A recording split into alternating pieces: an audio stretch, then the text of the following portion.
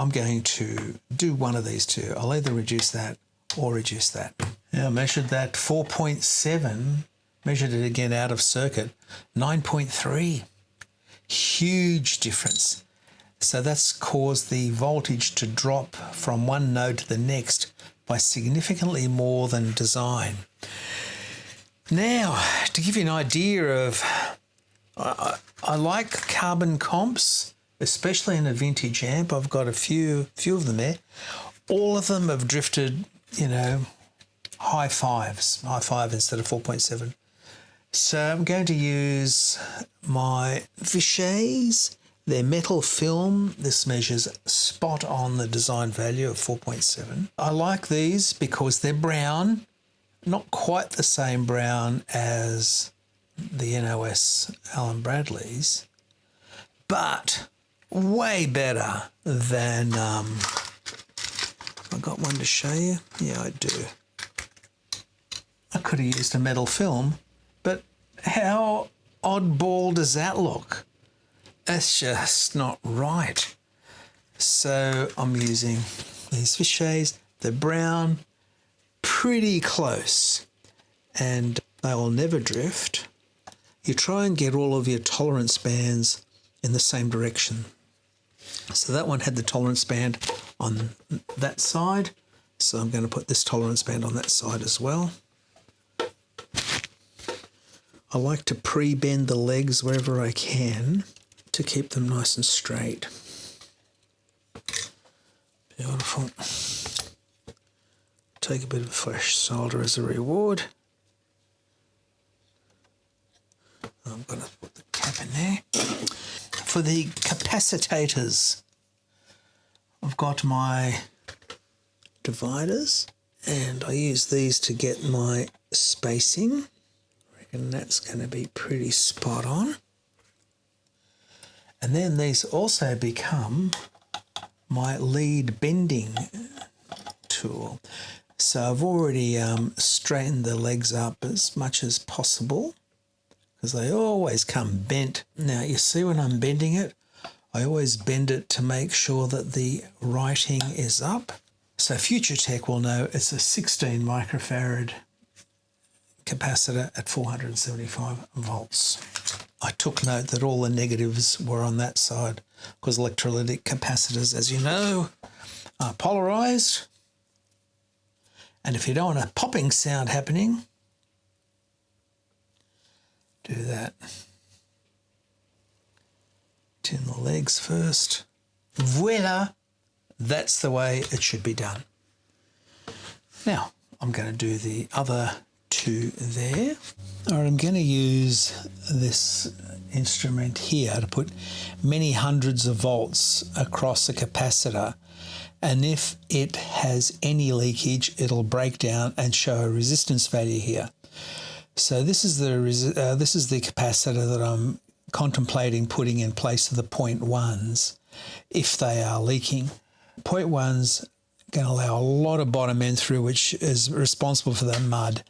So I'm going to use 0.33 if they're leaking. So let's have a look and see.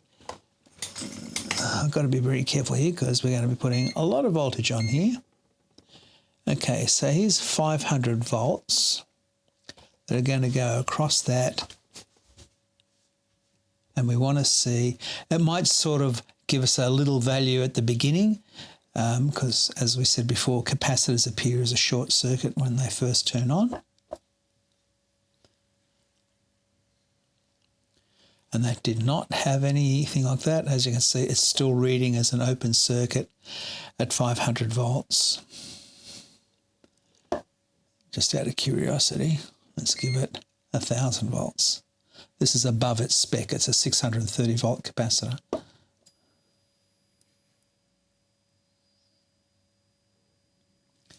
That's what a good capacitor is going to act like. That's a Mallory 0.033. Let's power it off. Now,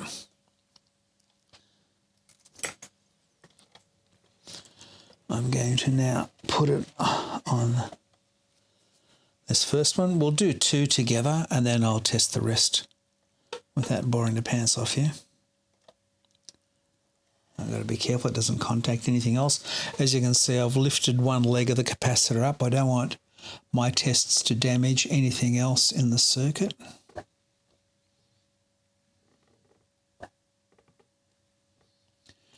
And of course these are rated at 400 volts. Let's go, yeah, no, I want to test it at 500 because, oh no, 400 volts, I can't do 400, I can do 250 or 500. Let's do 250. If they leak at 250, they're definitely out.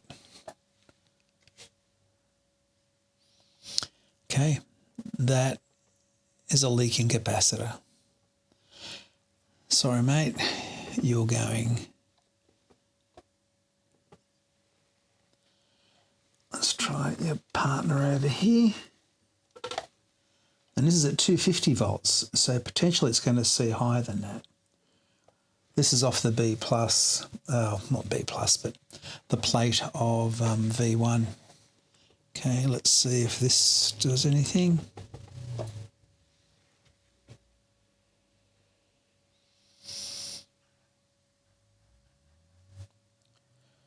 Also leaking. All right. Okay, I'm going to continue testing the other ones of these coupling caps and a tone cap. Let's have a look and see what stays and what goes.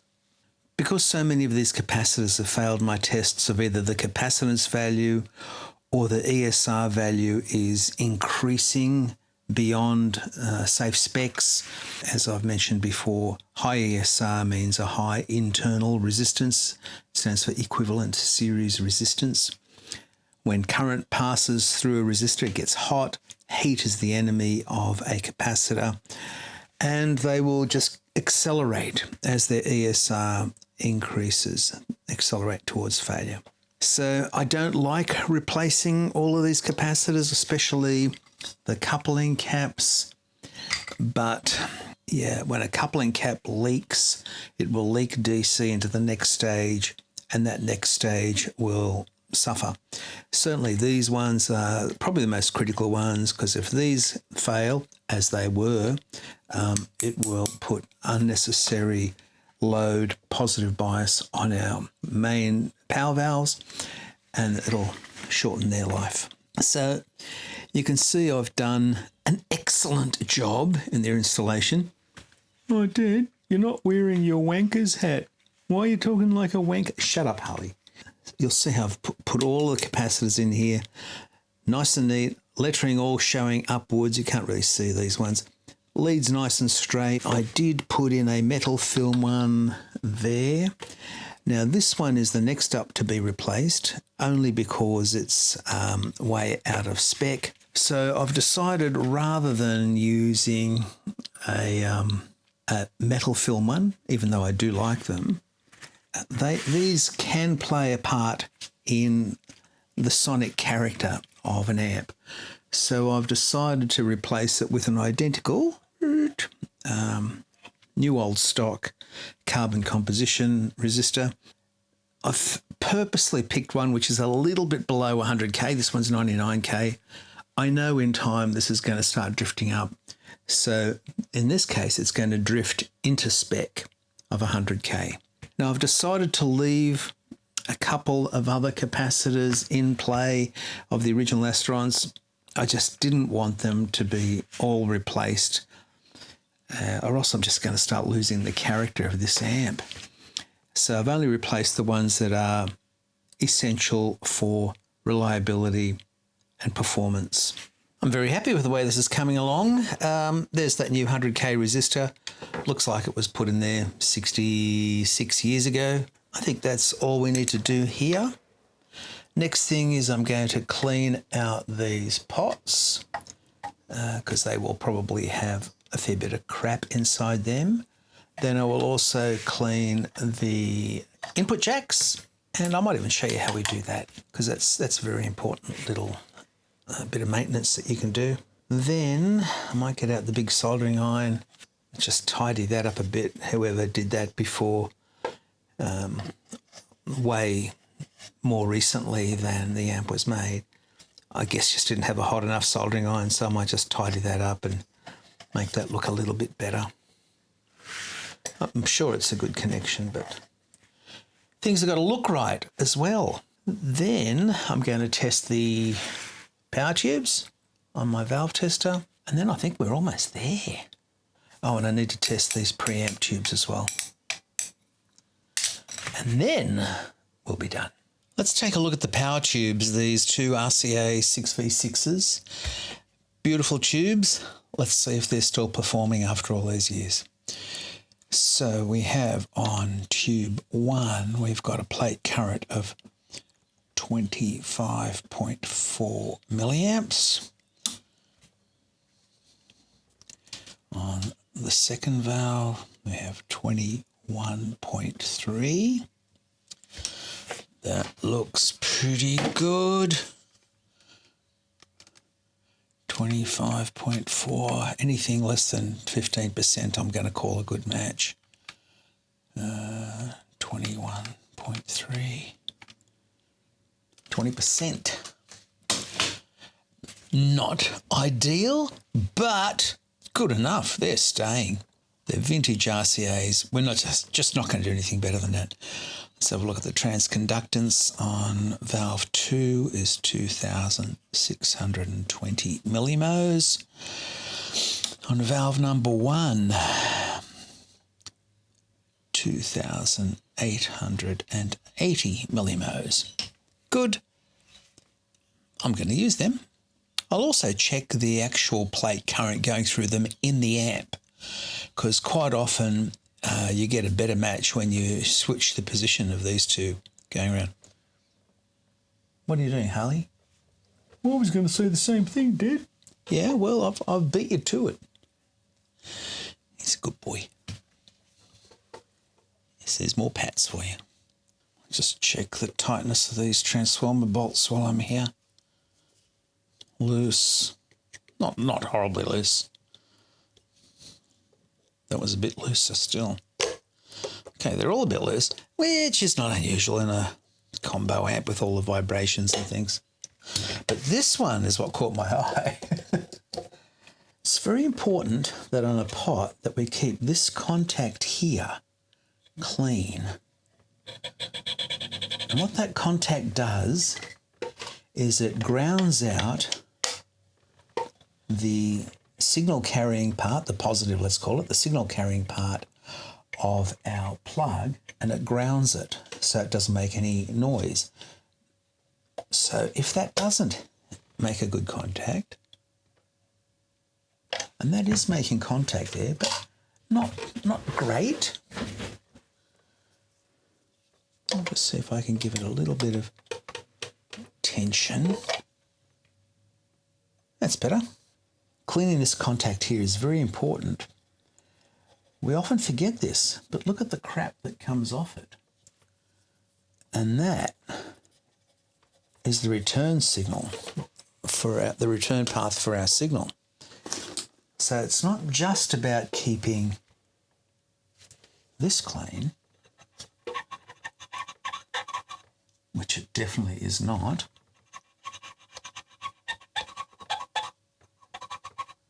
We also want to keep, wow, that's really bad.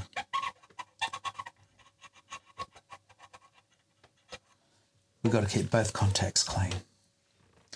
All right, that's one down. I'm now going to do the same thing for all 3 contacts. So in just cleaning the contacts on the input jacks and on the speaker jack, this is all the crap that it's picked up. And that is also going to contribute to our dull sound. And that is something you can easily do at home. Get a good cleaning solution like Deoxit. Just clean out all those contacts. Yes, it's going to be harder for you to do this one. And as soon as you expose the chassis like this, we're also like inches away from lethal voltages. Rectifier tube is still working well, putting out good voltage. So I think all that is left for me is I'm going to give these tube pin sockets a bit of a retighten. Now this amp is like this. So these are hanging, the tubes are hanging just by the grip of the little pins. So I want to make sure that they're nice and clean and tight, which will help both with securing those two 6v6s and also ensuring that we've got good tone coming out of them.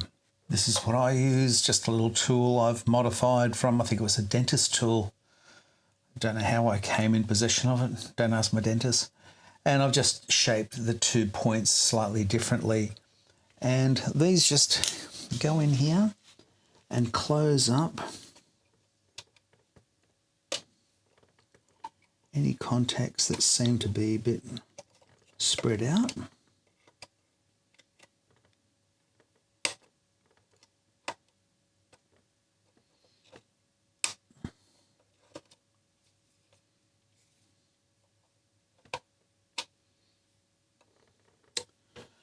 That's good. I'll do the other one.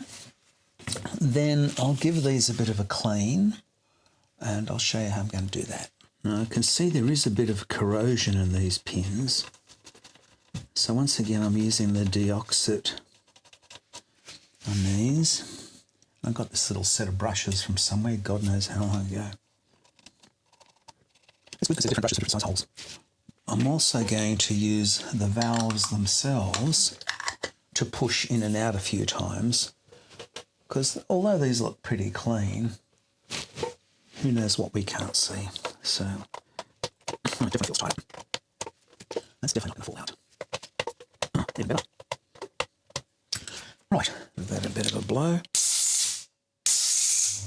Now here's a little tip for you. Sometimes you'll see a main speaker jack and an auxiliary speaker or extension speaker jack on the one amp. So how can you tell which is which? This connector here has got that shorting leaf there. Why is that an indicator for us? Well, you know that when you don't have a speaker lead plugged in or a load plugged in, you can damage output tubes, output transformer. Way better that the output be shorted than be open circuit. That is going to be our main speaker connection. So I'm going to put a little label on the bottom here for the customer to know. How can you tell if this is a foot switch for reverb tremolo, which obviously this doesn't have, but it could be in another amp? Easiest way to tell is just look at these connections here and we can see the hot connector is just simply paralleled to the hot connector on that one. Another thing that's probably worth noting here is that instead of having a twisted pair of heaters, it's just a single strand. That's because they've just done it as it is done in the older champs as well. They don't twist them, they just get the one reference point off the chassis and the other one, the other 6.3 is just coming off that green wire there. I'm going to turn these volumes up full.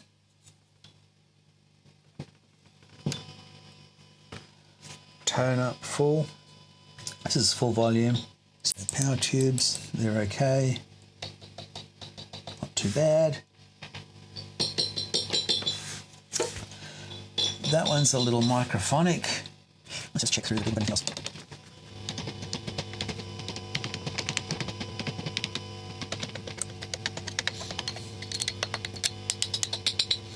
If I take this out, I think the amp's going to be dead quiet.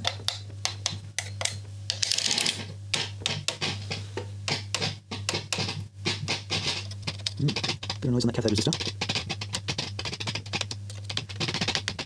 That could be coming through the tube.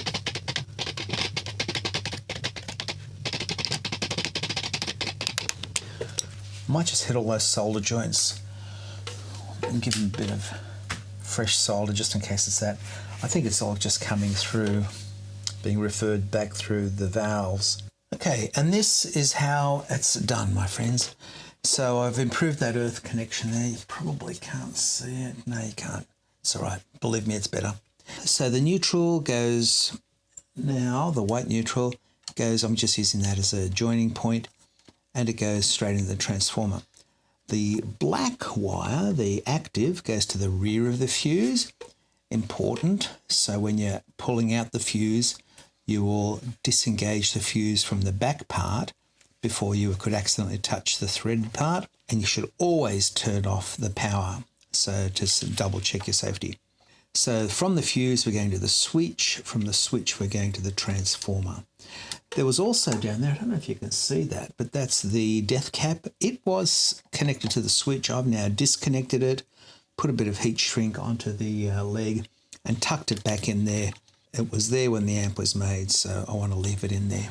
Touched up these connectors, so I'm going to see how we go with noise now.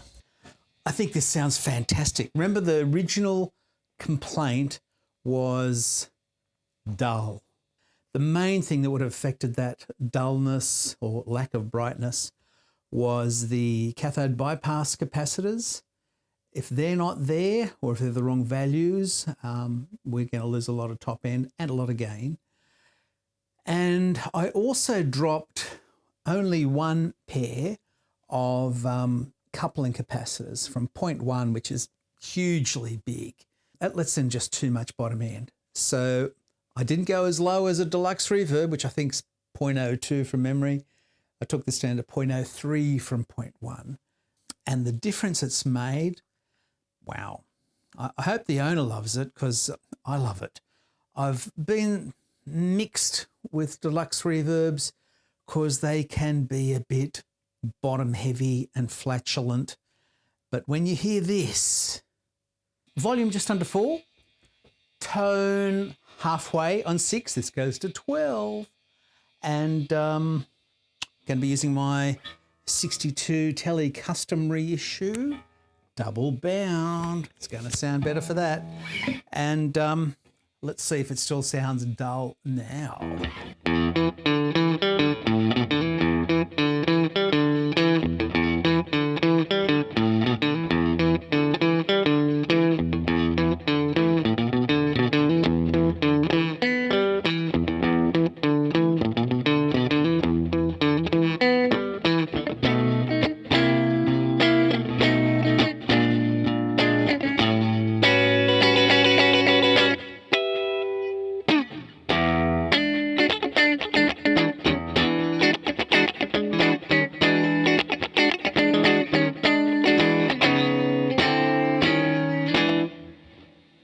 No dullness there.